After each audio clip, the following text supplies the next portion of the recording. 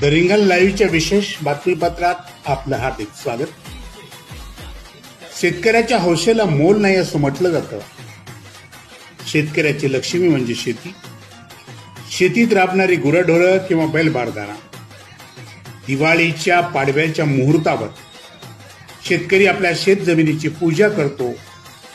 गोठ्यातल्या सर्व जनावरांना पुरणपोळीचा नैवेद्यही खायला घालतो.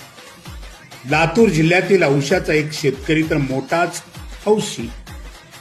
पाडव्याच्या मुहूर्तावर आपल्याकडे असलेल्या सर्व म्हशी आणि रेड्याची भव्य मिरवणूक डीजेच्या तालावर काढतो.